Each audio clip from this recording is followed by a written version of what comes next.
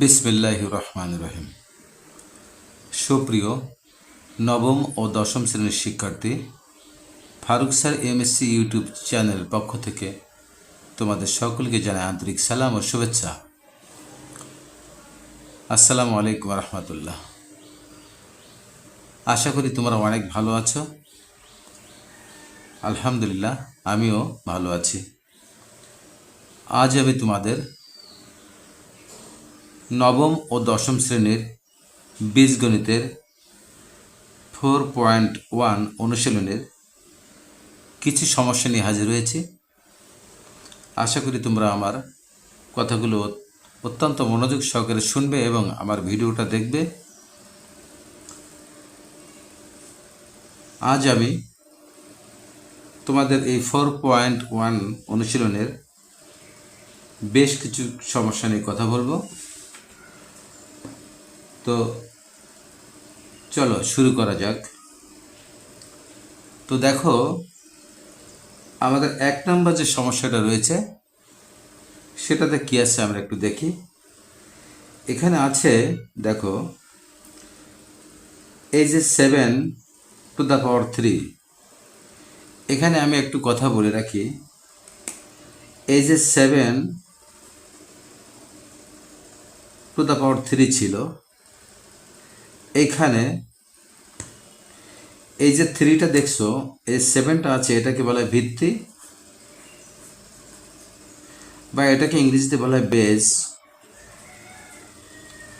আর উপরে যেটা আছে, এই সংখ্যাটা আছে, এটাকে বলা হয় ঘাত বা সূচক। এটাকে আমরা পাওয়ার বলেও জানি, বা শক্তি হিসেবে আমরা জেনে আসি বা জেনেছি। তো এখানে এক দাগে রয়েছে, দেখো 7⁻3 ছিল। আমি এখানে এই 3-র আগে একটা প্লাস বসিয়ে দিয়েছি জাস্ট তোমাদেরকে বোঝানোর জন্যে। যদি এই যে এখানে 7⁻3 ছিল, এই 3-র আগে কোনো চিহ্ন কিন্তু ছিল না। আমি এখানে তোমাদেরকে বোঝাতে চাচ্ছি যে যদি কোনো চিহ্ন না থাকে তাহলে তার আগে একটা প্লাস আমরা মনে মনে কল্পনা করে নিব। আর দেখো, পরেরটাতে কিন্তু 7-এর একটি পাওয়ার আছে -3। তো -3 থাকলে সেটা কিন্তু অবশ্যই লিখতে হবে, কিন্তু যদি মাইনাস না থেকে প্লাস থাকে তাহলে প্লাসটা আমরা দিলেও হবে, আবার যদি নাও দেই তাতে কোনো সমস্যা নাই। তেমনি এখানে দেখো নিচে আছে 3, এটা আছে বেস বা ভিত্তি, এর উপরে কোনো পাওয়ার নাই। তো যদি কোনো পাওয়ার না থাকে তাহলে আমরা সেটাকে এখানে মনে মনে 1 ধরে নিতে পারি, 1 কল্পনা করে নিতে পারি। যদি কোনো পাওয়ার না থাকে তাহলে আমরা সেটাকে মনে মনে 1 কল্পনা করে নিব। তাহলে চলে এবার আমরা সমস্যাটা সমাধান করি। এখানে একটা বিষয় আমাদেরকে খেয়াল করতে হবে, সেটা হলো যে এখানে দেখো এই 7⁻3 ইন্টু 7⁻³ আছে। এখানে দেখো বেস কিন্তু একই রকম আছে। যদি একই রকম বেস থাকে তাহলে আমরা একটা লিখতে পারি। আমরা এখানে একটা লিখলাম 7। একাধিক সংখ্যা বা একাধিক পদের যদি একই বেস থাকে বা ভিত্তি থাকে তাহলে আমরা একটা লিখতে পারি, এবং তাদের পাওয়ারগুলো আমরা কি করব সেটা আমরা একটু দেখি। আমি একটা নিয়ম তোমাদেরকে এই যে দেখিয়ে দিচ্ছি। সূত্র হচ্ছে, যদি a⁻m থাকে ইন্টু a⁻n থাকে তাহলে এটা কি আসে দেখো। এখানে বেস দেখো একই রকম আছে, তাহলে আমরা একটা বেস লিখতে পারি, একটাই। আর এই যে m এবং n, এখানে লিখলাম m এবং n। এখন মাঝে যেহেতু ইন্টু আছে, যদি ইন্টু থাকে তাহলে মাঝে প্লাস দেব, আর যদি এখানে ইন্টু বা গুণ না থেকে যদি ভাগ থাকতো আমরা এই প্লাসের জায়গায় মাইনাস দিতাম। আমি আবার সেটাকে দেখিয়ে দিচ্ছি। দেখো a⁻m, এখানে গুণের জায়গা রয়েছে ভাগ, আবার a⁻n আছে, তাহলে এটাকে আমরা কি লিখতে পারি, দেখো দুটোরই বেস বা ভিত্তি কিন্তু এ আছে, সুতরাং আমরা একটা এ লিখতে পারি। একটা এ লেখার পরে এবং m এবং n এটাকে আমরা মাইনাস করতে পারি, কারণ কি, যদি ডিভাইডেড থাকে বা ভাগ থাকে তাহলে এখানে মাইনাস হবে, আর যদি মাঝে গুণ থাকে তাহলে এখানে প্লাস হবে। এই ফর্মুলাগুলো অনুসরণ করলে আমরা আমাদের যাবতীয় সমস্যা ইনশাল্লাহ সমাধান করতে পারবো। তো যেহেতু দেখো এখানে মাঝে কি আছে, ইনটু আছে বা গুণ আছে, যদি গুণ থাকে তাহলে এই যে 7 বেজ এবং এই 7 বেজ এদের উপরে যে পাওয়ারগুলো ছিল এরা কিন্তু যোগ হয়ে যাবে, অর্থাৎ প্লাস হবে। কি লিখবো, 3 প্লাস 3। এখন দেখো এই যে 3-র আগে একটা মাইনাস ছিল, মাইনাস থাকলে সেটাকে আমরা ব্র্যাকেটে আবদ্ধ করে দেবো। আর এই যে প্লাসটা রয়েছে, এই প্লাসটা হচ্ছে আমাদের এই যে ফর্মুলার প্লাস। দেখো এখানে এটা হচ্ছে ফর্মুলার প্লাস, তাহলে এর ফর্মুলার প্লাস দিলাম।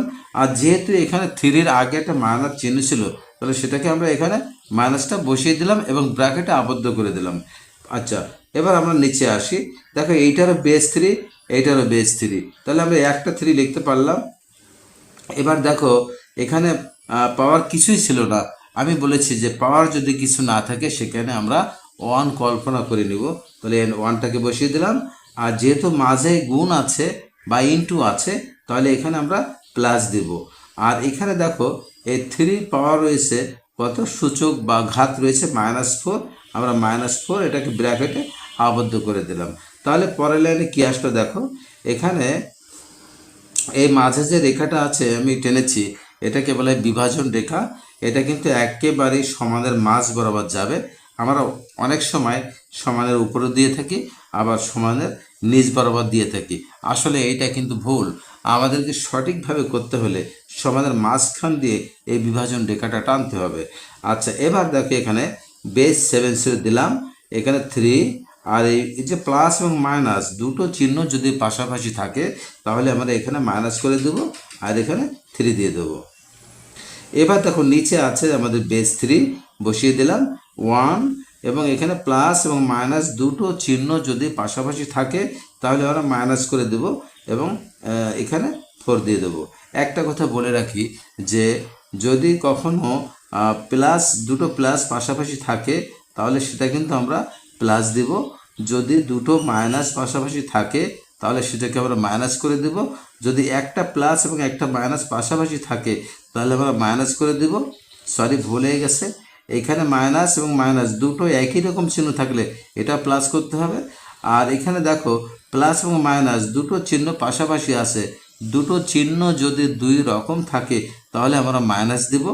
আবার যদি আগে মাইনাস থাকে এবং পরে প্লাস থাকে তাহলে এখানেও দেখো চিহ্ন আছে দুই রকম, যদি দুই রকম চিহ্ন থাকে তাহলে সেটাকে আমরা মাইনাস করে দেব। এখন দেখো এখানে এই যে 3 এবং 3 প্লাস আর এখানে -3 ছিল, এই যে মাইনাস এবং প্লাস দুটো চিহ্ন পাশাপাশি থাকার ফলে আমরা এটাকে দেখো এখানে প্লাস এবং মাইনাস পাশাপাশি, প্লাস এবং মাইনাস পাশাপাশি, যদি দুটো প্লাস মাইনাস অর্থাৎ ভিন্ন রকম চিহ্ন পাশাপাশি থাকে তাহলে তাদের পরিবর্তে আমরা এখানে মাইনাস লিখতে পারি। তাই দেখো এখানে আমরা মাইনাস লিখেছি। তেমনি নিচেও দেখো এখানে এই যে 3-র যে ঘাত ছিল বা সূচক ছিল তাদেরকে আমরা কি করেছি, 1 প্লাস ব্র্যাকেট -4, অর্থাৎ এই যে 4-এর আগে মাইনাসটা ছিল আর তার আগে যে প্লাসটা ছিল, এই দুটো চিহ্ন দুই রকম পাশাপাশি বসেছে। দুটো চিহ্ন যদি পাশাপাশি থাকে এবং ভিন্ন রকম থাকে তাহলে কিন্তু আমাদেরকে মাইনাস করতে হবে। দেখো এখানে দেওয়া আছে প্লাস এবং মাইনাস চিহ্ন দুইটা যদি পাশাপাশি থাকে তাহলে তারা কিন্তু মাইনাস হয়ে যায়, তাই এখানে মাইনাস করে দিয়েছি। এবার কি হলো দেখো,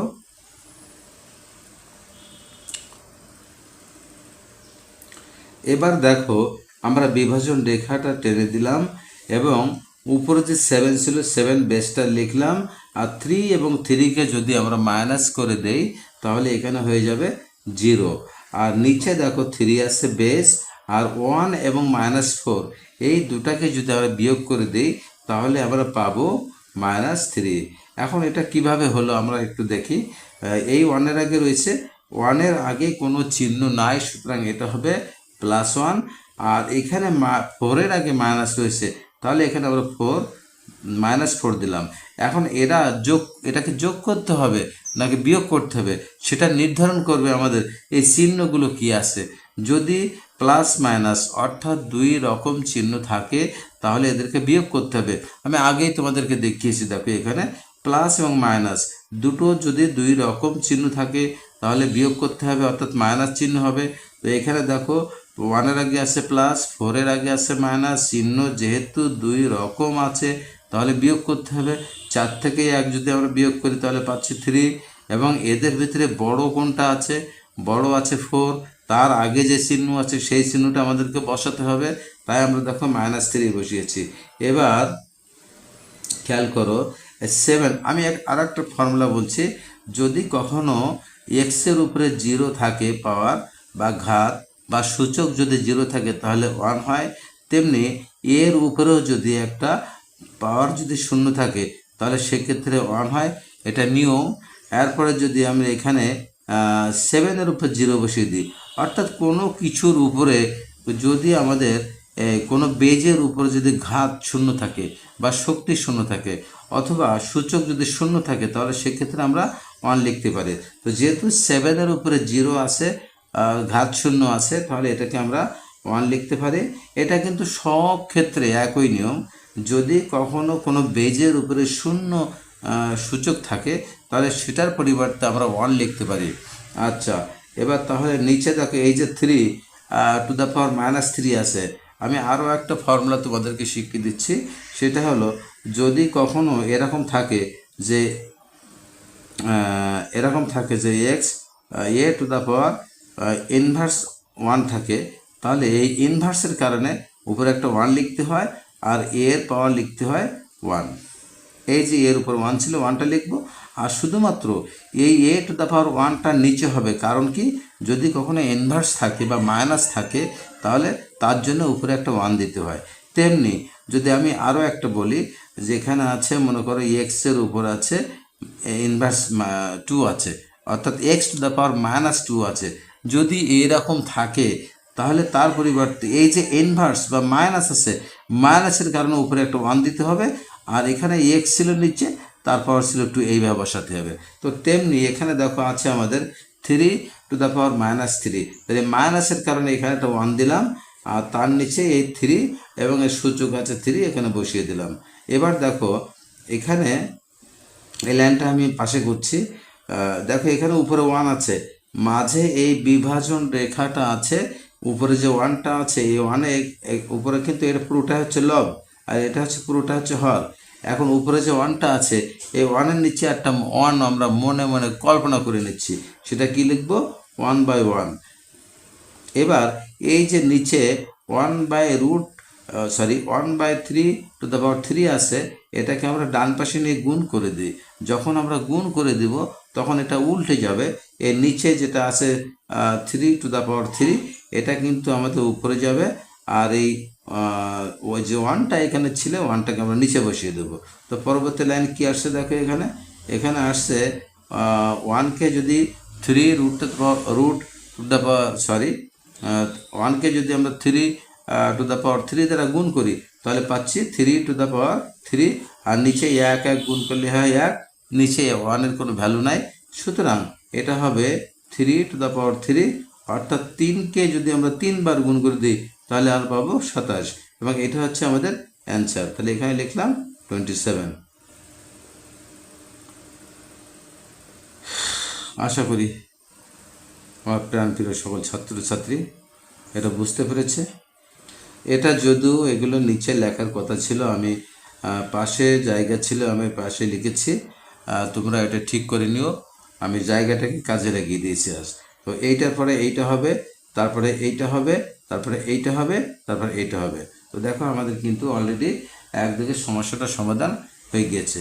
এবার আমরা আসি আমাদের পরবর্তী 2 দাগের যে সমস্যা আছে সেটা নিয়ে। দেখো আমরা আমাদের পরবর্তী যে সমস্যা আছে 2 দাগের সমস্যাটি নিয়ে হাজির হয়েছে।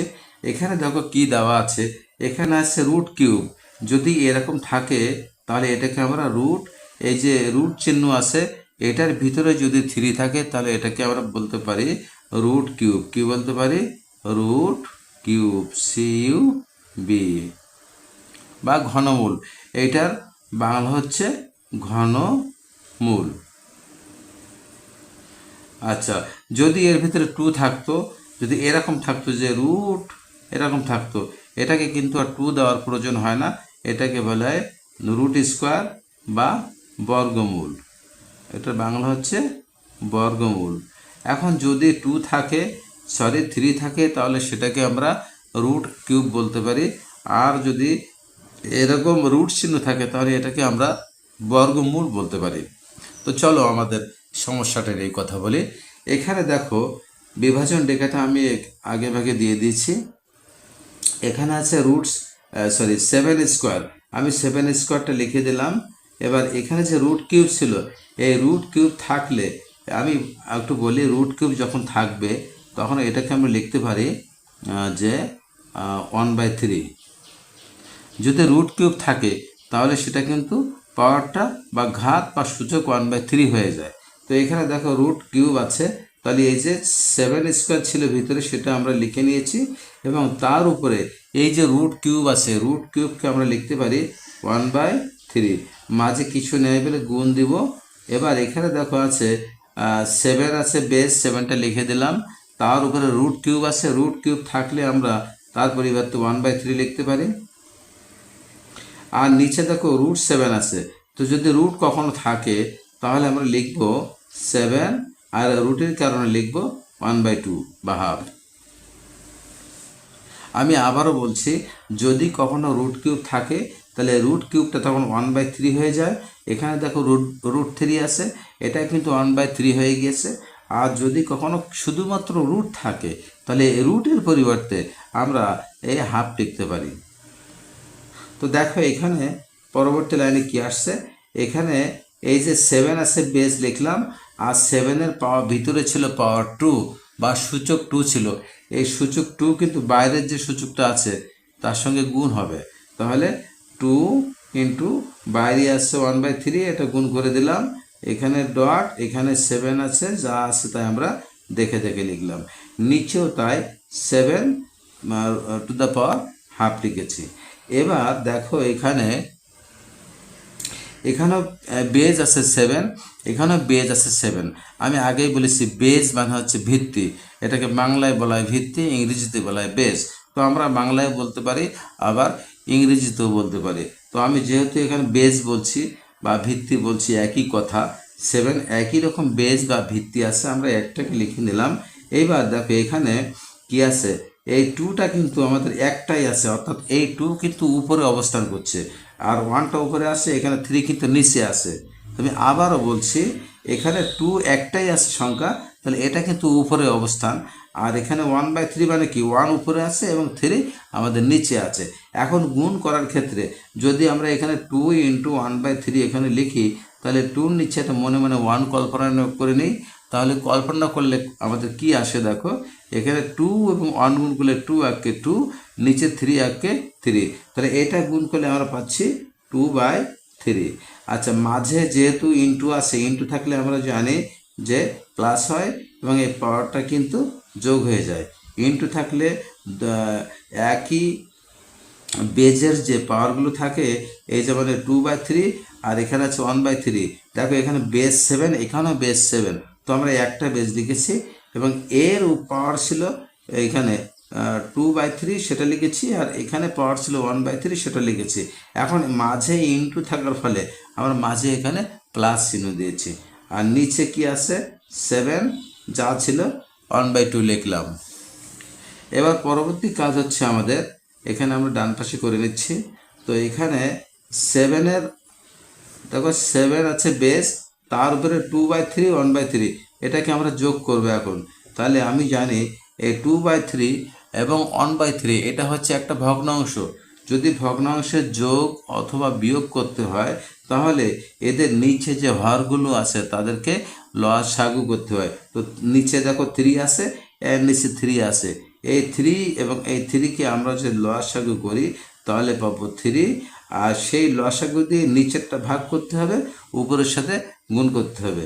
আমি আবারও বলছি, নিচেরগুলো লসাগু করে আমরা পেয়েছি 3, আর সেই 3-র সাথে প্রত্যেকটা ভগ্নাংশের নিচে যা আছে তার সঙ্গে ভাগ করব, এবং উপরে যেটা আছে তার সঙ্গে আমরা গুণ করব। তো দেখো এই লসাগু 3-র সাথে নিচে হর 3 ভাগ করে আমরা পেলাম কি 1 পাবো। 3কে 3 দিয়ে ভাগ করলে 1 পাবো, সে 1-এর সাথে 2 গুণ করলে 2 একে 2। মাঝে প্লাস, এখানে বসিয়ে দিলাম প্লাস।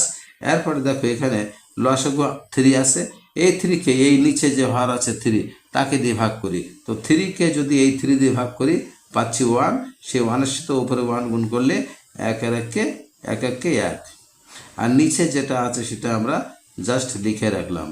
আচ্ছা, পরের লাইন হচ্ছে, এবার দেখো 7, এখানে 7 বেজ আছে, বেজটা লিখে নিলাম, আর উপরে 2 এবং 1 যোগ করলে পাচ্ছি 3, আর এর নিচে আছে কিন্তু 3। আচ্ছা, এবার নিচে দেখো, নিচে আছে 7, পাওয়ার হচ্ছে 1/2। এখন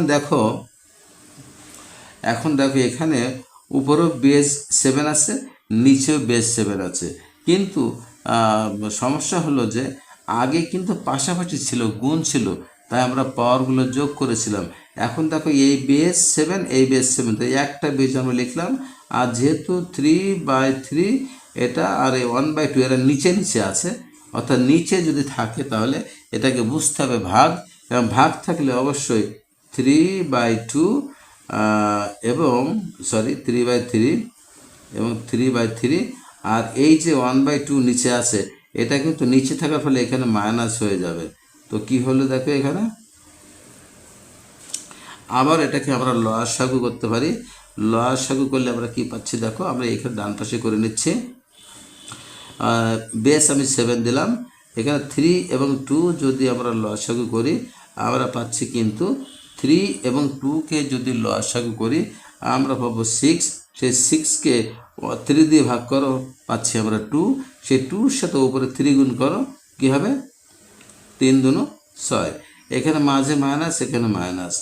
আচ্ছা, এবার এই লসাগু 6কে এই নিচে 2 দিয়ে ভাগ করো, পাচ্ছি আমরা 3, সে 3-র সাথে উপরে 1 গুণ করলে 3 3, তাহলে এখানে আমরা কি পাচ্ছি দেখো 7 পাওয়ার 6 থেকে 3 বিয়োগ করে 3 পাচ্ছি, এখানে পাচ্ছি 6, এর 3 দিয়ে কেটে দাও 1, এর 3 দিয়ে কেটে 2, তাহলে আমাদের আসলো কি 7 টু দ্য পাওয়ার হাফ আসলো।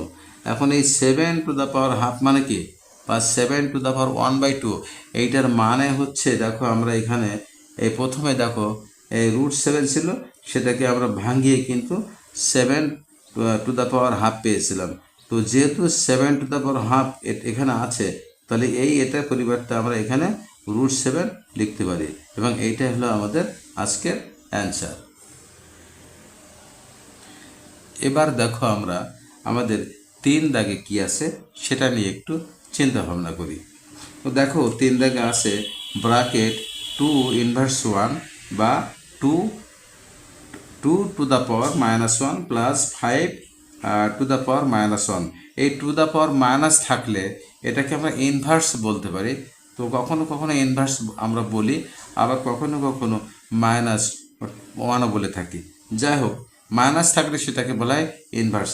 এখন দেখো আমি একটা বিষয় বলি, যদি কখনো এরকম হয় যে 2 টু দ্য পাওয়ার -1 যদি থাকে, তাহলে এই মাইনাসের কারণে উপরে একটা 1 দিতে হয়, আর এখানে 2 আছে, আর 2-র উপরে এই 1টা হয়ে যাবে। আর সাধারণত 2-র উপর যে 1টা পাওয়ার থাকে, এই পাওয়ারটা 1টা না দিলেও আমাদের সমস্যা হয় না।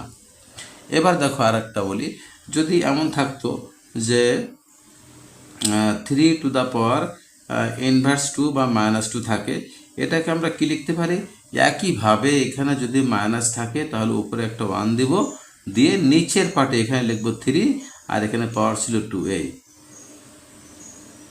আশা করি বুঝতে পেরেছ। তো ঠিক তেমনি আমাদের 3 দাগের সমস্যাটা কি আছে আমরা একটু খেয়াল করি। এখানে দেখো 2 ইনভার্স 1 আছে, তাহলে ইনভার্স থাকলে আমরা 1 লিখবো, আর নিচে 2 আছে, আর উপরে একটা পাওয়ার আছে 1 বসিয়ে দিলাম। এবার দেখো এখানেও 5 টু দ্য পাওয়ার ইনভার্স 1 আছে, তো ইনভার্স থাকলে এখানে 1 লিখে দেবো, আর নিচে 5 আছে, তার উপরে পাওয়ারটা 1 বসিয়ে দেবো, এবং টোটাল কিন্তু এর আরও একটা ইনভার্স 1 আছে, অর্থাৎ ব্র্যাকেটের বাইরে আরও একটা ইনভার্স রয়েছে, তো সেটা আমরা পরে দেখছি। এখন এখানে দেখো উপরে 1 আছে, নিচে 2-র উপরে যে পাওয়ার 1 রয়েছে, বা এই যে ঘাত 1 রয়েছে, বা সূচক 1 রয়েছে, এই সূচক 1 এমনি আমরা সাধারণত লিখি না, যদি কিছু না থাকে আমরা এটাকে 1 ধরে নিই, তো 1 আমাদের সাধারণত লেখার প্রয়োজন হয় না, তাহলে এটাকে আমরা লিখতে পারি 1/2। এখানে প্লাস এখানে দেখো আমরা তেমনি 1/5 লিখতে পারি। 1 পাওয়ারটা আমাদের লেখার খুব একটা প্রয়োজন হয় না। এবার দেখো এখানে টোটাল ইনভার্স 1 আছে। এবার আমাদের কাজ হলো, যেহেতু এটা ভগ্নাংশ এবং এটাও ভগ্নাংশ, যদি ভগ্নাংশ থাকে এবং তাদের মাঝে প্লাস অথবা মাইনাস চিহ্ন থাকে, তাহলে অবশ্যই আমাদেরকে এই ভগ্নাংশের নিচে যে সংখ্যাগুলো আছে তাদেরকে লসাগু করতে হবে। অর্থাৎ নিচে থাকে কি হর, উপরে থাকে লব। তো ভগ্নাংশের যোগ অথবা বিয়োগ করার ক্ষেত্রে অবশ্যই আমাদেরকে নিচে যে হরগুলো আছে, এখানে 2 আছে 5 আছে, এদেরকে লসাগু করতে হবে। তো লসাগু যদি আমরা করে নেই তাহলে এখানে পাচ্ছি আমরা 10। এখন বলতে পারো লসাগু আমরা কিভাবে পাবো? এটা নিয়ে এখন ক্লাস 9-10-এ বলার অপেক্ষা রাখে না, তারপরও আমি তোমাদেরকে একটু দেখিয়ে দিচ্ছি। সেটা হলো 2 এবং 5কে যদি আমরা লসাগু করি তাহলে কি আসে দেখি, 2 5। এখন এটাকে যদি ভাগ করতে চাই, প্রথমে ভাগ করতে হয় 2 দিয়ে। 2 দিয়ে ভাগ না করলে তারপর 3 দিয়ে করা যায়, তারপরে 5 দিয়ে করা যায়, তারপর 7 দিয়ে যায়, 11 দিয়ে যায়, এখানে 13। এইভাবে মৌলিক সংখ্যা যেগুলো আছে বা প্রাইম নাম্বার যেগুলো আছে তা দিয়ে এদেরকে ভাগ করে আমাদের লসাগু সম্পন্ন করতে হয়। তো দেখো এখানে প্রথমে 2 আছে, তো 2 দিয়ে ভাগ করলে আমরা প্রথমে 2কে 2 দিয়ে ভাগ করতে পারি, কিন্তু এই 5কে 2 দিয়ে ভাগ করা যায় না, কারণ 5 হচ্ছে একটা বিজোড় সংখ্যা। তেমনি যদি আমরা এটাকে 5 দিয়ে ভাগ করতে চাই, এই 5কে 5 দিয়ে ভাগ করা সম্ভব, কিন্তু 2কে 5 দিয়ে ভাগ করা সম্ভব নয়। সুতরাং এখানে 2 দিয়ে ভাগ করে আমরা শেষ করতে পারছি না, 5 দিয়ে ভাগ করে শেষ করতে পারছি না। কারণ হলো মিনিমাম বা কমপক্ষে 2টা সংখ্যাকে ভাগ করতে হবে। তো এখানে দেখো 2 একটা ভাগ করা যাচ্ছে, এখানে 5 দিয়ে ভাগ করলে একটাকে ভাগ করা যাচ্ছে। এখানে 2টা সংখ্যাকে আমরা একবারে ভাগ করতে পারছি না। সুতরাং এখানে লসাগু করার জন্যে আমাদের কোনো কিছু দিয়ে আমরা ভাগ করতে পারছি না। এখন যদি ভাগ করা না যায় তাহলে এদেরকে গুণ করে দাও। তো 2 এবং 5 যদি গুণ করি, 2 5, তাহলে আমাদের হবে 10।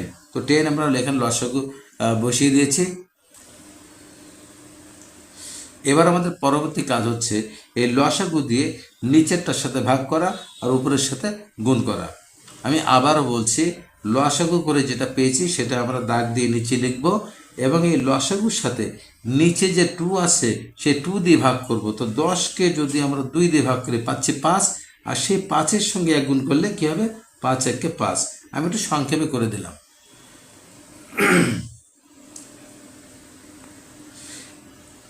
তেমনিভাবে এই লসাগুর সাথে এই যে ভগ্নাংশ আছে তার নিচে আছে 5, সে 5 দিয়ে ভাগ করি। এক কথা হলো যে নিচে যে সংখ্যাগুলো থাকবে তাদেরকে দিয়ে এই লসাগুকে ভাগ করতে হবে। ভাগ করার পরে যে রেজাল্টটা আসবে সেই রেজাল্টের সঙ্গে উপরে 1 থাকবে বা যা থাক তার সাথে গুণ করতে হবে। তো 10কে আমরা 5 দিয়ে ভাগ করে এখানে 2 পাচ্ছি, আর 2-র সাথে 1 গুণ করলে 2 1-কে 2 পাচ্ছি। টোটাল কিন্তু ওখানে ইনভার্স 1 আছে। এবার দেখো আমরা নিচে 10টা লিখে রেখেছি, আর 5 আর 2 যদি আমরা যোগ করে দেই তাহলে পাচ্ছি 7, এবং তার কিন্তু ইনভার্স 1 আছে এখানে। এখন আমি আগেই বলেছি যদি ইনভার্স থাকে এই ইনভার্সের এখানে উপরে একটা 1 হবে, আর এখানে যা আছে সাথে 10 আর তারপর 1 হবে। তো 1 যেহেতু আমরা দেই না, 1টা আমাদের দেওয়ার প্রয়োজন নাই। তাহলে এখন এই যে মাঝে বিভাজন রেখা আছে, এই বিভাজন রেখার উপরে একটা পার্ট আছে, নিচে একটা পার্ট আছে। উপরে কিন্তু শুধুমাত্র 1 আছে, এই 1-এর নিচে আমরা মনে মনে একটা 1 ধরে নিব। তাহলে কি আসবে দেখো, এই উপরে 1 আছে, 1-এর নিচে একটা 1 ধরে নিচ্ছি। আর যেহেতু এটা ভাগ আছে, নিচে মানে ভাগ, আর যদি ভাগ থাকে এবং সেই ভাগকে যদি আমি কখনো গুণ করে দেই তাহলে এটা কিন্তু পাল্টে যাবে। এই 10টা যাবে উপরে আর এই 7টা আসবে নিচে। তাহলে টোটালি আমাদের কি আসলো, 10 এবং 1কে গুণ করলে 10 পাচ্ছি, আর নিচে 7কে যদি 1 দিয়ে গুণ করি তাহলে 7 পাচ্ছি। এখন এটা আমাদের অ্যান্সার হয়ে গেছে। এটাকে আমরা আরও অন্যভাবে করতে পারি। তো যদি নিচে ছোট থাকে তাহলে ভাগ করতে হয়, তো আমরা এখানে ভাগ করছি না, আমরা এখানে এইটাই অ্যান্সার রেখে দিয়েছি, ব্যাস। এবার আমরা আসি আমাদের পরবর্তী নাম্বার 4 দাগ। আমি আবারও বলছি, এইখানে দেখো এইটার এই যে ইনভার্স 1 ছিল, ইনভার্স থাকলে আমরা উপরে 1 দিব এবং বাকি যে ব্র্যাকেটে যেটা আছে সেটাকে আমরা নিচে লিখব। এখন উপরে দেখো এই 1 আছে, 1 মানে কি এই লবটা রয়েছে 1, তো 1-এর নিচে আমরা 1 একটা মনে মনে কল্পনা করে নিয়েছি। আর নিচে যেটা আছে অর্থাৎ ভাগ যেটা আছে, এই ভাগটাকে নিচে থাকা মানেই ভাগ, তো ভাগটাকে আমরা যখন ডান পাশে গুণ করে দিব তখন এইটা উল্টে যাবে, উপরেরটা নিচে আসবে, নিচেরটা উপরে যাবে। দেখো 7টা নিচে আসছে আর 10টা উপরে গিয়েছে। তাহলে এখন 10 এবং 1 এই যে 10 এবং 1 এটাকে গুণ করে দিলে আমরা পাচ্ছি 10, আর নিচে 7-এর সাথে 1 গুণ করলে আমরা পাচ্ছি 7 1 7। তো এটা আমাদের অ্যান্সার। এবার আমরা আমাদের 4 নম্বর সমস্যা নিয়ে কথা বলবো। দেখো 4 দাগে কি আছে আমরা একটু খেয়াল করি।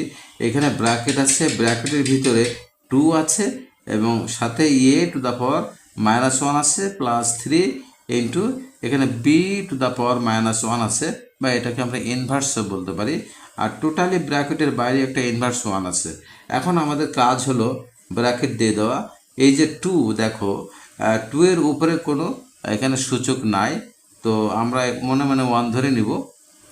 তো 1টা আমাদের লেখার প্রয়োজন নাই, আমরা 2টাকে লিখে রাখলাম। এখন দেখো এখানে এর পাওয়ার a টু দ্য পাওয়ার -1 আছে বা a ইনভার্স 1 আছে। আমি আগেই বলেছি যদি ইনভার্স থাকে তাহলে এই ইনভার্সের কারণে উপরে একটা 1 দিতে হবে, আর নিচে আছে a এবং এর পাওয়ার 1 দিলাম। 1টা দিলেও হয়, না দিলেও কোনো সমস্যা নাই। এবং এই 2 এবং a ইনভার্স 1 এদের মাঝে কিন্তু গুণের সম্পর্ক আছে। এবার এখানে প্লাস বসিয়ে দিলাম, এই 3টা বসিয়ে দিলাম, মাঝে কিছু না থাকলে এখানে ডট বা ইনটু বা গুণের সম্পর্ক। আর এখানে দেখো বি ইনভার্স 1 আছে, তো বি ইনভার্স 1 ইনভার্স থাকলে আমরা 1 লিখবো, আর নিচে এখানে আছে বি, তারপর এখানে 1 আছে, 1টা বসিয়ে দিলেও পারে, না দিলেও কোনো সমস্যা নাই। আর দেখো টোটালি ব্র্যাকেটের বাইরে একটা ইনভার্স 1 আছে। এবার আমাদের কাজ হলো যে এখানে এই 2 এবং এই যে 1/a টু দ্য পাওয়ার 1 আছে, এইটাকে আমরা মাঝে গুণ চিহ্ন বা ইনটু চিহ্ন আছে বিদায় গুণ করে দেব। তো একটা কথা আমাদেরকে বুঝতে হবে যে এখানে যে 2টা একা একা যে 2টা আছে এটা কিন্তু উপরে অবস্থান করে। আমি আবারও বলছি, যদি একা কোনো সংখ্যা থাকে তাহলে এটা কিন্তু সবসময় উপরে অবস্থান করে। তাহলে এই 2 কিন্তু উপরে আছে, তাহলে 2-র সাথে 1 গুণ করে দাও, 2 একে 2, আর নিচে আছে এখানে এই যে এর উপরে একটা পাওয়ার 1 ছিল, এই 1টা আসলে দেওয়া লাগে না, আমি তোমাদেরকে বোঝানোর জন্য দিয়েছি। এখানে প্লাস বসিয়ে দিলাম। এখানে 3 এবং 8-এর মাঝে দেখো ইনটু বা গুণ চিহ্ন আছে, তো গুণ করলে 3টা যেহেতু একা আছে তাহলে 3 কিন্তু এটা উপরে আছে, তো উপরের সাথে উপরে গুণ হবে, 3 একে 3, আর নিচে আছে বি, আর এখানে পাওয়ার 1 রয়েছে, এটা দেওয়ার প্রয়োজন নাই। এখন টোটাল ব্র্যাকেট দিয়ে এখানে আমরা ইনভার্স 1 দিলাম। এবার এই দেখো এখানে আবার ভগ্নাংশ চলে আসছে, 2/3 মানে একটা ভগ্নাংশ, এখানে 3/b মানে এটা ভগ্নাংশ। তো যদি ভগ্নাংশের যোগ অথবা বিয়োগ থাকে তাহলে এখানে যদিও যোগ আছে বা প্লাস আছে, আমাদের কাজ হলো নিচেরগুলো লসাগু করা। তো এ এবং বিকে যদি লসাগু করি আমরা পাচ্ছি এ বি। এখন এ বিকে এ দিয়ে ভাগ করো। আমি আগেই বলেছি যে লসাগুর সাথে নিচে যে হরটা থাকে তাকে ভাগ করতে হয়। এখন এ বিকে যদি আমরা এ দিয়ে ভাগ করি, দেখো এখানে আমি তোমাদেরকে দেখিয়ে দিচ্ছি, লসাগু এ বি লিখলাম, এবং এখানে যে হর এ আছে এই এটা দিয়ে একে ভাগ করব। তো এই ভাগ করা মানে কি, আমরা এটাকে নিচে লিখে দিলাম, নিচে লেখা মানেই কিন্তু ভাগ করে দিলাম।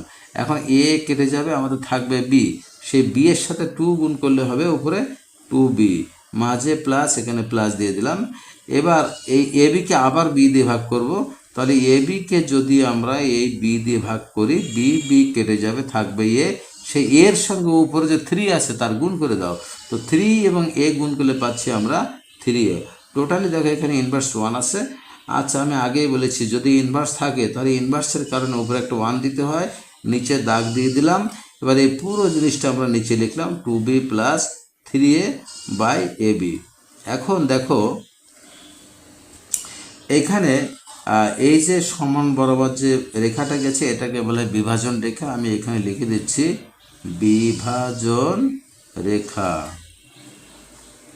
এখন এই ওই বিভাজন রেখার উপরে যেটা আছে 1, এই 1টাই মনে করে এখানে আছে, এই 1-এর নিচে মনে মনে আরও একটা 1 কল্পনা করে নিই।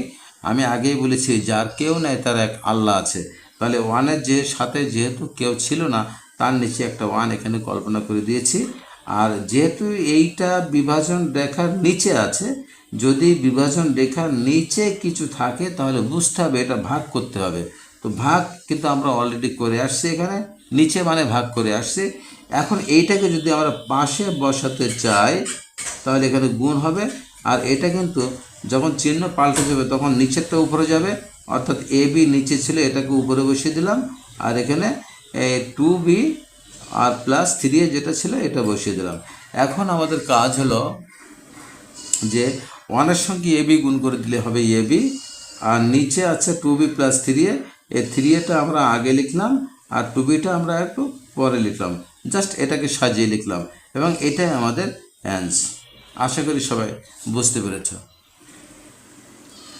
এবার আমরা আসি আমাদের 5 দাগের সমস্যা নিয়ে। দেখো এখানে কি দেওয়া আছে, এখানে ব্র্যাকেটের ভিতরে আছে এ স্কোয়ার, এই যে বি ইনভার্স 1, মাঝে কিছু না থাকলে বুঝতে হবে এটা কিন্তু আমাদের এখানে গুণের সম্পর্ক আছে। তেমনি নিচে দেখো এ ইনভার্স 1 আছে এবং বি আছে, এবং এ ইনভার্স 1 এবং এ বি এদের মাঝে সম্পর্ক হচ্ছে গুণ। যদিও এখানে গুণ চিহ্ন দেওয়া নাই, আমরা এটাকে গুণ ধরে নেব। এবার দেখো এখানে কি আছে, এর মাথায় এ স্কোয়ার আছে, এর উপরে আমরা এ স্কোয়ার লিখে দিলাম, মাঝে ডট দিলাম। এখানে আছে বি ইনভার্স 1, আমি আগেই বলেছি ইনভার্স মানে উপরে 1 দিতে হবে এবং নিচে বি, এবং এই 1টা বির উপরে হবে। তো 1 যেহেতু আমাদের পাওয়ার হিসেবে দেওয়ার প্রয়োজন হয় না, আমরা দিই না, তবে এখানে আমি তোমাদেরকে বোঝানোর জন্যে 1টা দিয়ে দিলাম, তোমরা 1টা দিবে না আর কি। আচ্ছা, নিচে কি আছে দেখো, নিচে আছে এ ইনভার্স 1। তো এ ইনভার্স 1 মানে কি, ইনভার্স থাকা মানে এখানে উপরে 1 দিয়ে দেবো আর নিচে এ দেবো এবং তার উপরে এ পাওয়ারটা 1 বসিয়ে দেবো। মাঝে ইনটু আছে আর বি খালি খালি আছে, এখানে বি খালি খালি আমরা বসিয়ে দিলাম। এবার আমাদের দেখো বাইরে স্কোয়ার আছে, বসিয়ে দিলাম। এখন দেখো এখানে এ স্কোয়ার ইন্টু 1/b আছে, এখানে 1 যে পাওয়ারটা আছে এটা আমরা অ্যাকচুয়ালি ধরবো না। তো কি হলো, এই এ স্কোয়ার একা একা আছে, সুতরাং এইটা কিন্তু আমাদেরকে ধরে নিতে হবে যে উপরে আছে। এর নিচে নিচে মনে একটা 1 কল্পনা করে নিতে পারি।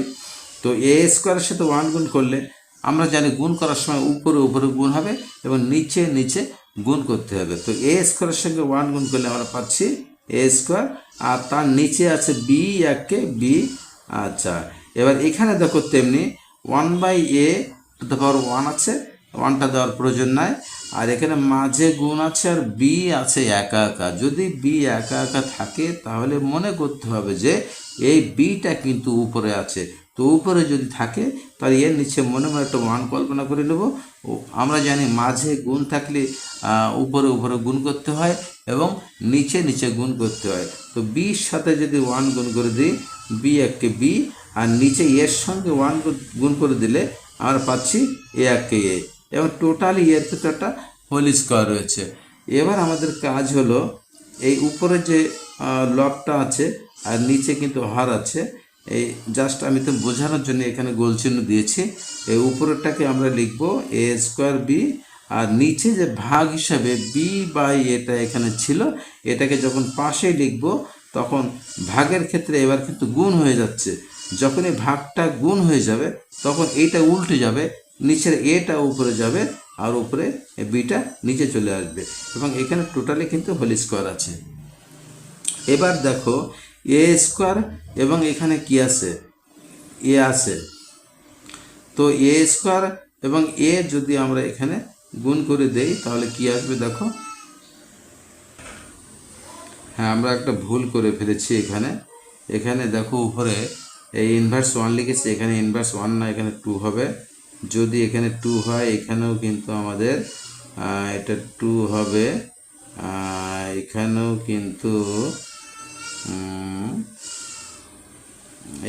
কিন্তু এই 2টা হবে, আর এখানেও কিন্তু 2 হবে।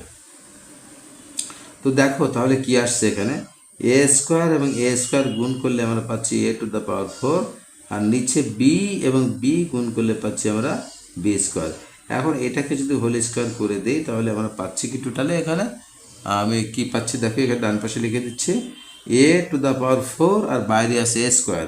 এখন ভিতরে পাওয়ার রয়েছে কি 4, আর বাইরে পাওয়ার রয়েছে 2। অর্থাৎ এই 4কে আমরা পাওয়ার বলছি, এটাকে আমরা ঘাত বা সূচকও বলতে পারি।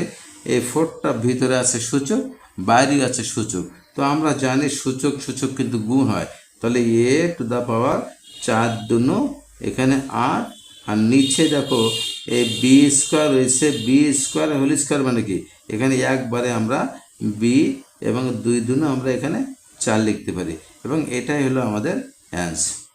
আশা করি আমার প্রাণপ্রিয় সকল ছাত্রছাত্রী বিষয়টা বুঝতে পেরেছে। এবার আমরা দেখো আমাদের 5-6 দাগের যে সমস্যাটা আছে সেটা নিয়ে কথা বলবো।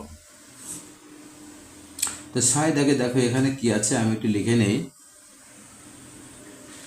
দেখো এখানে 6 দাগে আমাদের যে সমস্যাটা রয়েছে সেটা হলো root x to the power -1 into y, root y to the power -1 into z, root z y to the power -1 into x. এখন এই যে সমস্যাটা আছে, এই সমস্যাটা আমরা লিখেছি, কিন্তু নিচে একটা শর্ত কিন্তু দেওয়া আছে। এটা কিন্তু আমরা অনেকে খেয়াল করি না বা দেখতেও চাই না বা খেয়াল করতে চাই না। এখানে বলা হয়েছে দেখো x greater than 0, y greater than 0, z greater than 0। অর্থাৎ এইটার মিনিং হচ্ছে, এর অর্থ হচ্ছে এই এক্সের মানটা অবশ্যই 0 থেকে বড় হবে, ওয়াইয়ের মানটাও 0 থেকে বড় হবে, এবং জেডের মানটাও 0 থেকে বা 0 থেকে বড় হবে। তাহলে এবার আমরা ক্যালকুলেশন করে দেখি কি আছে। এখানে রুট লিখলাম, আর এখানে এক্স ইনভার্স 1 আছে, তো ইনভার্স থাকলেই আমরা উপরে 1 দিব, এবং এক্স এর পাওয়ার 1 হবে। এই যে 1টা আছে, 1টা আমরা দিলাম না, সাথে আছে ওয়াই, আমরা এখানে ওয়াই বসিয়ে দিলাম, মাঝে ইন্টু আছে, ইন্টু বসিয়ে দিলাম, এখানে আবারও রুট চিহ্ন দিলাম। এখানে দেখো ওয়াই ইনভার্স 1, অর্থাৎ 1 থাকলে ইনভার্স থাকলে 1 দিব, আর নিচে দিব আমরা ওয়াই, সাথে ছিল জেড, এখানে জেড বসিয়ে দিলাম। তেমনি এখানে দেখো আছে রুটের ভিতরে জেড ইনভার্স 1, তো ইনভার্স থাকলে 1, আর নিচে হবে জেড, আর সাথে এক্স ছিল, এক্স বসিয়ে দিলাম। এখন দেখো এখানে এই ওয়াইটা কিন্তু উপরে আছে, এই ওয়াইটা উপরে থাকার ফলে উপরে 1-এর সঙ্গে গুণ হবে, তাহলে কি হবে রুট ওয়াই বাই এক্স। এখানেও তাই, এই জেডটা কিন্তু উপরে আছে, জেডের সঙ্গে উপরে 1 গুণ করো, জেডকে জেড, এবং নিচে আছে ওয়াই, এখানে মাঝে ইন্টু, এখানে রুটটা আমরা দিয়ে দিলাম।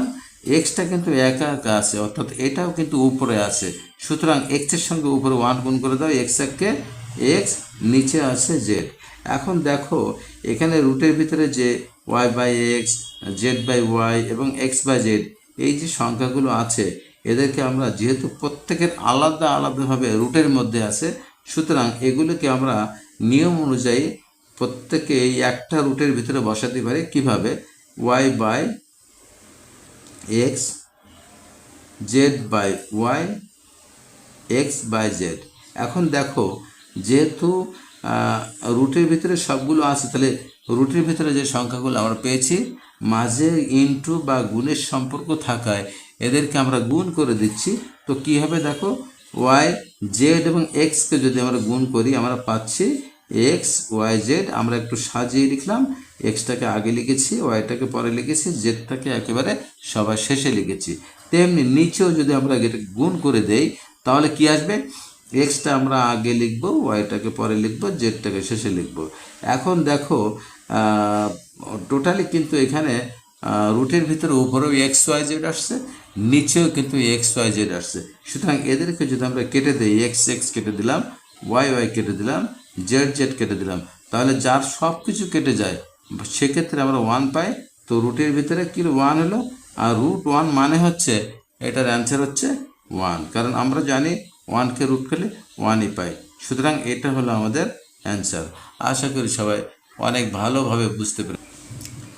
দেখো 7 থেকে যে সমস্যাটা আছে, আমরা একটু ভিন্ন রকম যদিও, তো আমি বলছি এটা আরও একটু মনোযোগ সহকারে তোমাদেরকে দেখতে হবে। দেখো এখানে উপরে এই যে বিভাজন রেখা মাঝে আছে, এর উপরে আছে 2 to the power n+4 -4 into 2 to the power n+1। নিচেও কিন্তু এইভাবে রয়েছে, যা থাকে থাক, সমস্যা নেই। এখন এখানে আমাদের দেখতে হবে যে বেজগুলো কি কি আছে। আমি দেখছি এখানে বেজ আছে 2, এখানে বেজ আছে 2, সাথে একটা এখানে আছে 4 আছে, এবং এখানে বেজ আছে 2, এখানে বেজ আছে 2। তো সুতরাং এই টোটাল এই সমস্যার ভিতরে দেখো বেজ 2 আছে, 2 আছে, 2 আছে, 2 আছে, এইখানে কিন্তু বেজ হিসাবে একটা 4 আছে। তো আমরা এই 4টাকে ভেঙে যদি আমরা এই 2 বেজ তৈরি করতে পারি তাহলে আমাদের জন্য ক্যালকুলেশনটা অনেক সহজ হয়ে যাবে। তো দেখো আমরা কি করছি এখানে, আমি একটা কাজ করি, এখানে এখানে দেখো এখানে আমরা এই বিভাজন রেখাটা আগে দিয়ে দিচ্ছি। এবার এখানে 2 এন এখানে আছে পাওয়ার বা ঘাত আছে n+4। এখন n এবং 4 এই দুইটা যে সংখ্যা এরা কিন্তু ভিন্ন। এটা হচ্ছে একটা অক্ষর অক্ষর, এটা হচ্ছে একটা সংখ্যা। তো যদি এরকম সমস্যা আমাদের সামনে থেকে যায় যে পাওয়ারগুলো বা ঘাতগুলো বা সূচকগুলো যদি ভিন্ন ভিন্ন হয়, অর্থাৎ সংখ্যা না হয়ে যদি কোনো আক্ষরিক অর্থে কোনো কিছু ব্যবহার করা হয়, যেমন এখানে এন আছে, এখানে 4 আছে, এনটা হচ্ছে একটা অক্ষর আর এখানে 4টা হচ্ছে সংখ্যা। যদি অক্ষর এবং সংখ্যা দুটো এরকম একসঙ্গে থাকে এদেরকে আমরা প্রথমে আলাদা করে নেব। সেটা কিভাবে? এখন 2 টু দ্য পাওয়ার n+4কে যদি আমরা 2 পাওয়ার n ইন্টু 2 পাওয়ার 4 লিখি তাহলে লেখা যায় কিনা আমরা একটু দেখি চেষ্টা করে। যদি মাঝখানে গুণ থাকে তাহলে এবং একই রকম বেজ যদি থাকে তাহলে এদের পাওয়ারগুলো যোগ হয়। তো দেখো এখানে 2 পাওয়ার n এবং 2 পাওয়ার 4 আছে। তো যেহেতু একই রকম বেজ আছে তাহলে এদের পাওয়ারগুলো যোগ হবে। তো n+4 এটা স্বাভাবিক একটা নিয়মে হয়ে আসছে। এখন এটাকে যদি আমরা ভাঙি তাহলে এটা করতে পারি। এখন এইটা করতে পারি কিনা তোমরা একটু ভেবে দেখো।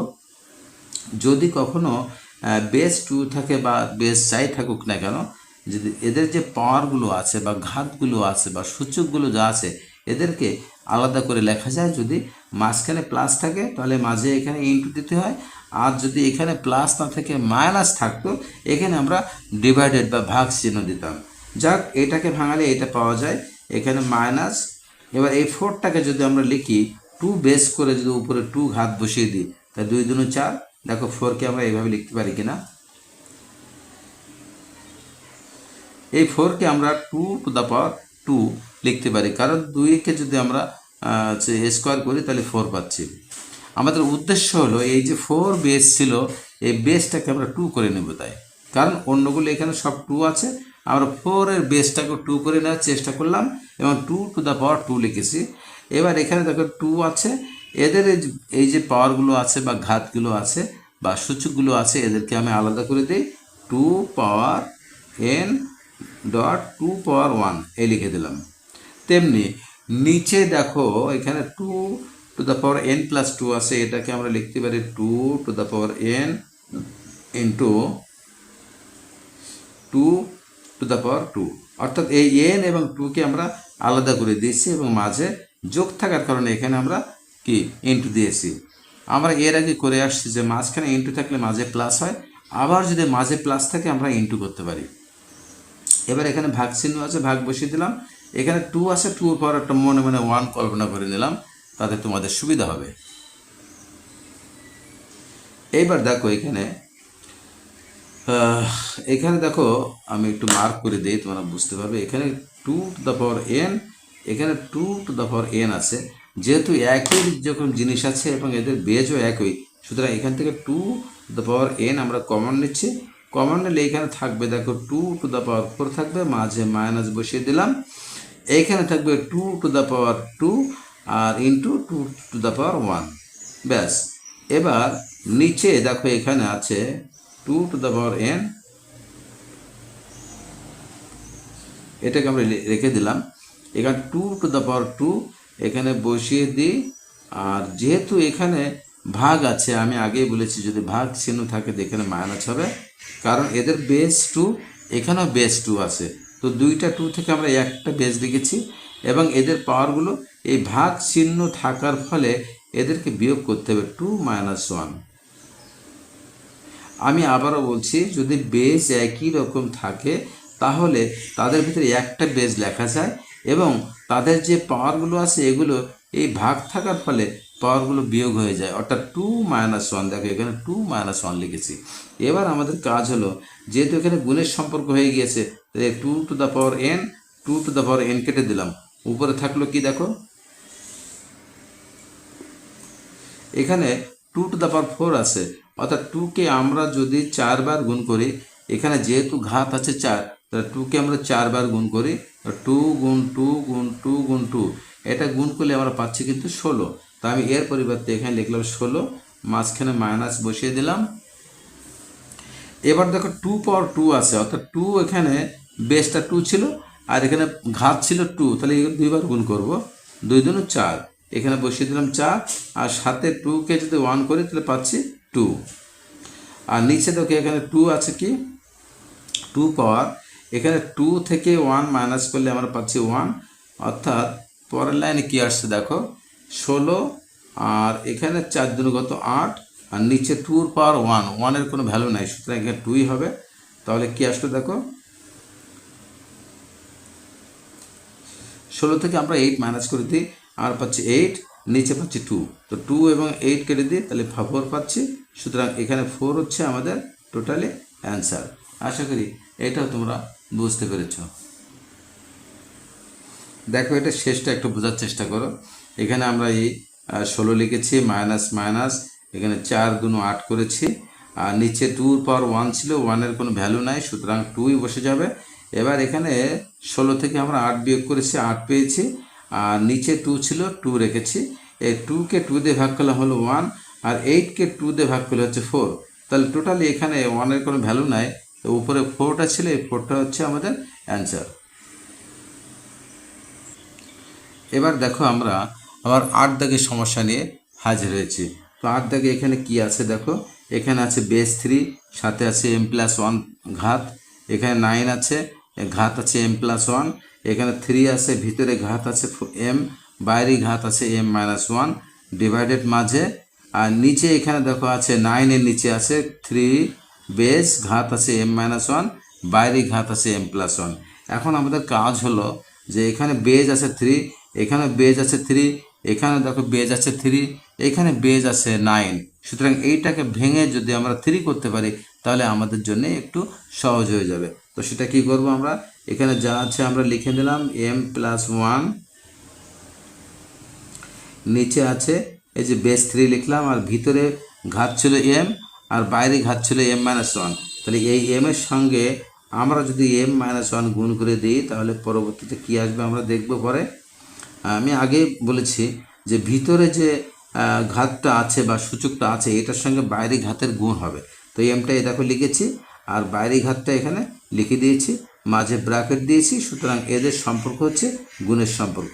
এখানে ডিভাইডেড করে দিলাম, আর এখানে যে 9টা আছে 9টাকে আমরা লিখতে পারি, যদি আমরা 3 বেস বসাতে চাই তার উপরে একটা 2 ঘাত দিব, তাহলে 3 এর স্কোয়ার মানে কি 3 3 9 হয়ে গেল, আর এদের বাইরে ঘাত ছিল m+1 বসিয়ে দিলাম, আর নিচে দেখো এখানে বেজ আছে 3, এখানে 3 বসিয়ে দিলাম, এই 3-র সঙ্গে এই যে 3 এই যে ব্র্যাকেটের ভিতরে m-1 যে ঘাতটা ছিল এই ঘাতের সঙ্গে বাইরে m+1 ঘাত যদি আমরা গুণ করে দেই তাহলে আমরা পাবো m-1 ইন্টু m+1।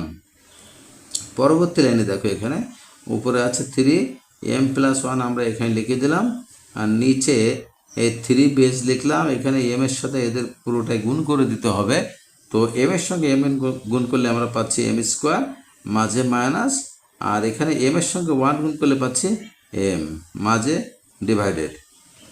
এবার দেখো এখানে 3 আছে, বেস রেখে দিলাম, আর ভিতরে যে 2 ঘাত ছিল বা সূচক 2 ছিল, এই 2-র সঙ্গে উপরে একটা গুণ করে দাও, তো 2 আমরা একবারে গুণ করে দিই, এখানে আমরা বারবার করতে চাচ্ছি না, 2-র সঙ্গে m এর গুণ করে দাও 2m, আর মাঝে প্লাস, আর 2-র সঙ্গে 1 গুণ করে দিলে 2 2, নিচে তেমনি ঘাত আমরা 3 বেস আমরা 3 লিখে নিয়েছি। এবার m-1 এবং m+1 গুণ করলে আমরা পাবো m²-1। পরবর্তী লাইন আমাদের কাজ হচ্ছে এখানে ভাগ, মাঝে দেখো ভাগ চিহ্ন আছে, তাহলে এই বাম পাশে উপরে নিচে যেটা আছে সেটাকে আমরা আগে ক্যালকুলেশন করে নেব, আর ডান পাশে যেগুলো আছে উপরে নিচে এদেরকে আলাদাভাবে ক্যালকুলেশন করে নেব। তো কি আসে দেখো, যেহেতু এদের উপরে 3 বেজ আছে এবং নিচেও 3 বেজ আছে, তো একটা বেজ আমরা এখানে লিখে নিলাম, উপরে আছে m+1, আর যেহেতু নিচে যদি ভাগ থাকে বা নিচে থাকে তাহলে কিন্তু মাঝে মাইনাস হয়। এটা আমি আগেই বলেছি তোমাদের, যদি একই রকম বেস থাকে উপরে এবং নিচে তাহলে একটা লিখলে হয়, এবং উপরে যে ঘাতটা আছে এবং নিচে যে ঘাতটা আছে এদের মাঝে মাইনাস চিহ্ন দিতে হয়। ভাগ থাকলে মাইনাস হয়, এখানে যেহেতু নিচে আছে, নিচে মানে ভাগ, সুতরাং এখানে মাইনাস করে দিলাম, আর এখানে আছে এম স্কোয়ার মাইনাস এম, ব্যাস।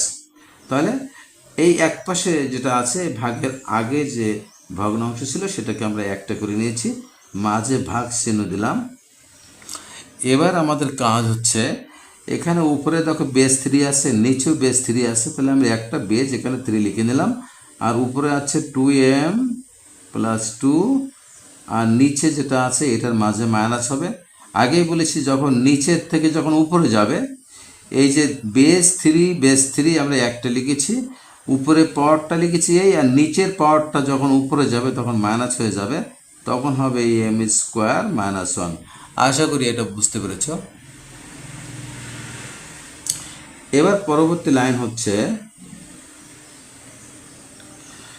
এই বেস 3 ছিল আমি লিখে নিলাম, এবং এটাকে ব্র্যাকেটে উঠাই দিই m প্লাস 1 মাইনাস, যখনই আমরা ব্র্যাকেটের আগে মাইনাস দেখব তখন ব্র্যাকেটটা উঠাই দেওয়ার সময় এই ভিতরের চিহ্নগুলি কিন্তু পরিবর্তন হয়ে যাবে, এরা তখন মাইনাসটা তখন প্লাস হয়ে যাবে। আচ্ছা, ডিভাইডেড, এইখানে দেখো বেস 3 আছে আমি লিখে নিলাম, এবং এইটাকে ব্র্যাকেট উঠাই দিই, তাহলে কী হবে 2m প্লাস 2, এই মাইনাস থাকার ফলে ব্র্যাকেট তুলে দিলে তখন কি হয়ে যাবে, ব্র্যাকেটের ভিতরে যে মাইনাসটা সেটা প্লাস হয়ে যাবে। আশা করি বুঝতে পেরেছ। পরের লাইনটা কি আছে দেখি, এখানে 3, এই দেখো এখানে এম আছে একটা, এখানে এম আছে একটা, তো এটার আগে প্লাস এটার আগে প্লাস, তাহলে 2m লেখা যায় একবারে, আর এখানে মাইনাস এম স্কোয়ার, আর এখানে ছিল প্লাস 1 বসিয়ে দিলাম, আর এখানে ভাগ। এবার এখানে দেখো 3 আছে, 3 বসিয়ে দিলাম, এখানে 2m লিখলাম, 2m, আর তারপরে মাইনাস এম স্কোয়ার, আর এই প্লাস 2 এবং এই যে প্লাস 1 আছে, এই দুইটা যোগ করলে আমরা পাচ্ছি 3, তো 3 বসিয়ে দিলাম। এবার আমাদের পরবর্তী কাজ হচ্ছে দেখো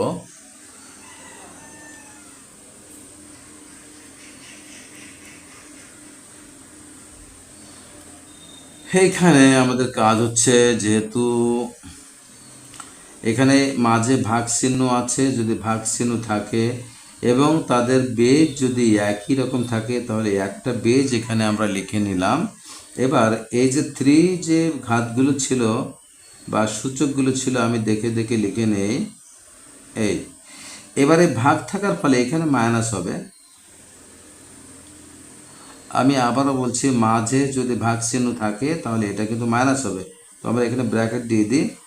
এবার মাইনাস হওয়ার পরে এই যে 3 ঘাতটা ছিল এখানে লিখে দিলাম 2m minus M square plus 3।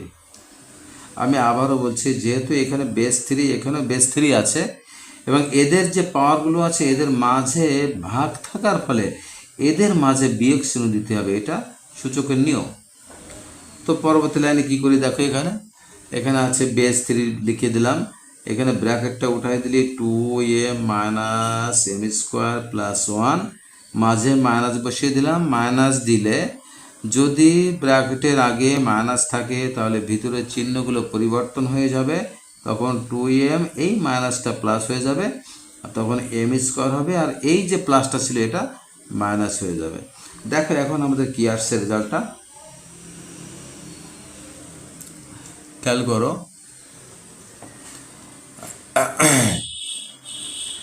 এখানে বেসটা আমরা 3 লিখে নিয়েছি, এবার দেখো 2m মাইনাস এখানে 2m প্লাস, তাহলে এটা কেটে দেওয়া যায়, আর এখানে এম স্কোয়ার মাইনাস এখানে এম স্কোয়ার প্লাস, এটাও কেটে দেওয়া যায়। এখানে আছে 3, এখানে আছে 1, তো 1-এর আগে প্লাস আছে, এখানে 3-এর আগে মাইনাস রয়েছে। যদি চিহ্ন দুই রকম থাকে অর্থাৎ প্লাস মাইনাস থাকে তাহলে এদেরকে বিয়োগ করতে হয়। তো যদি বিয়োগ করে দিই তাহলে কি আসে দেখি, এখানে 3 থেকে 1 বিয়োগ করলে 2 থাকে, এবং এই 3 হচ্ছে আমাদের 1 এবং 3 এই দুইটার মধ্যে বড় হচ্ছে এই 3, সুতরাং এই 3-র আগে যে চিহ্ন আছে মাইনাস চিহ্ন এখানে আমাদেরকে বসিয়ে দিতে হবে। তো পরের লাইনে কি আসছে দেখো, এখানে আমরা 3 লিখেছি, সরি। যদি ইনভার্স থাকে তাহলে আমি বলেছি ইনভার্স মানে উপরে 1 দিতে হবে, আর নিচে যে বেসটা আছে তার উপরে এই 2টা স্কোয়ার হয়ে যাবে। তো এটা কি আসবে দেখো, উপরে 1 আছে আর 3কে যদি আমরা স্কোয়ার করি 3 3কে 9 পাচ্ছি, এবং এইটাই আমাদের অ্যান্সার। এবার আমরা আমাদের 9 দাগের সমস্যা নিয়ে হাজির হয়েছি। দেখো এখানে কি আছে, এখানে বাম পক্ষ একটা দেওয়া আছে, মাঝে ইকুয়াল আছে, এবং ডান পক্ষে দেওয়া আছে 2n+1, অর্থাৎ বাম পক্ষকে ক্যালকুলেশন করে আমরা যদি ডান পক্ষ প্রমাণ করতে পারি বা দেখাতে পারি, তাহলে আমাদের আজকের এই 9 দাগের সমস্যা সমাধান হবে। এখন বাম পাশে যেটা আছে এটাকে আমরা বাম পক্ষ ধরে নেই, এটাকে আমরা LHS লিখতে পারি, অথবা বাংলায় আমরা বামপক্ষ লিখতে পারি। তুমি ইংরেজিতে লিখতে পারো, আবার বাংলায় লিখতে পারো, এটা নিয়ে কোনো সমস্যা নাই। তো বামপক্ষ আমরা কি আছে লিখে নিই, 4n-1, আর এখানে আছে 2n-1, সরি 2n-1।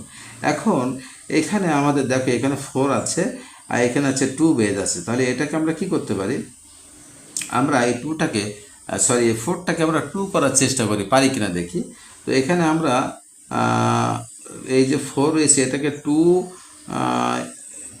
2 লিখে তার উপরে আমরা এখানে n লিখতে পারি, আর 1টা এখানে রেখে দিলাম, নিচে যা আছে তাই আমরা লিখে রাখলাম।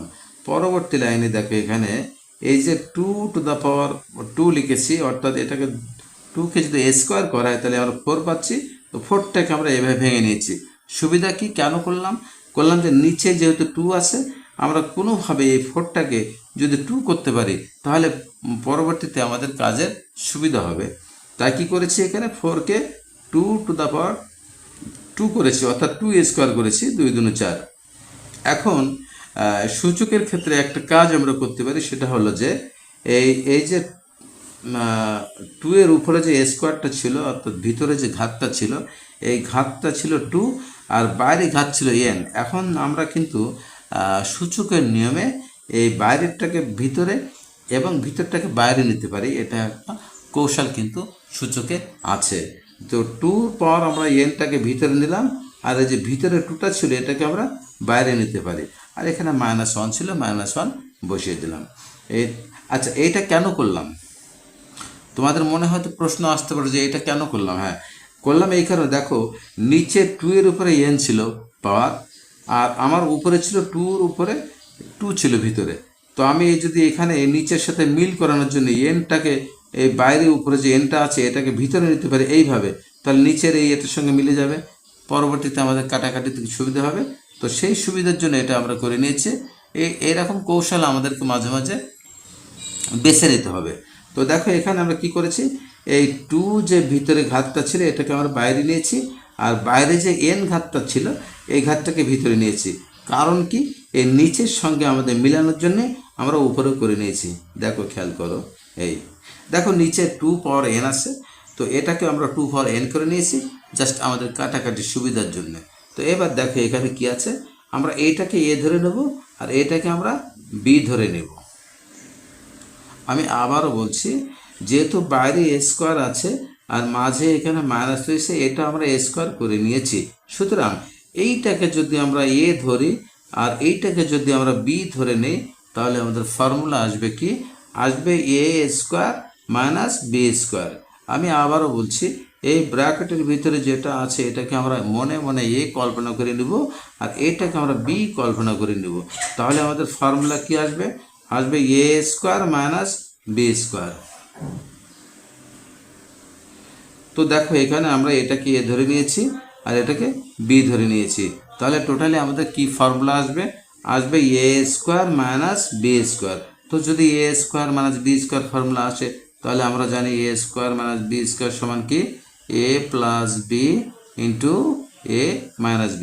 তাহলে এইটা যদি আমরা a ধরি আর এটাকে যদি b ধরি, তাহলে কি হলো, a square minus b square, অর্থাৎ এই ফর্মুলায় পড়ছে। আর এই ফর্মুলায় যখন পড়বে তখন আমাদেরকে লিখতে হবে a plus b into a minus b। তো a মানে হচ্ছে 2n প্লাস b মানে হচ্ছে 1, আবার এখান থেকে a মাইনাস b, a মানে হচ্ছে 2 পাওয়ার 1 টু পাওয়ার এন আর -1। দেখো এটাকে আমরা ফর্মুলায় করেছি, এই ফর্মুলায় ভাঙিয়ে এটা পেয়েছি। আর নিচে আছে 2⁻n−1। এখন দেখো এইটার সঙ্গে এইটা কিন্তু মিলে গিয়েছে পুরোপুরি। তো যদি মিলে যায় তাহলে আমরা কেটে দিতে পারি। তো কাটার আগে অবশ্যই এখানে আমাদেরকে ব্র্যাকেটে আবদ্ধ করে তারপর কাটতে হবে। তো এইটা আমরা কেটে দিলাম, থাকলে এখানে 2⁻n+1। দেখো আমাদের ডান পক্ষে কী ছিল, এইটা আমাদের প্রমাণ করতে বলেছিল। এইটা দেখো আমরা এটা করতে পেরেছি কিনা। যদি পেরে থাকে তো কী লিখবো, অতএব বাম পক্ষ সমান ডান পক্ষ। আর যেহেতু ওখানে বলছে প্রমাণ করো, 9 দেখো আমাদেরকে প্রমাণ করতে বলেছে, তাহলে আমরা লিখবো প্রমাণিত। আশা করি তোমরা ভালোভাবে বুঝতে পেরেছ।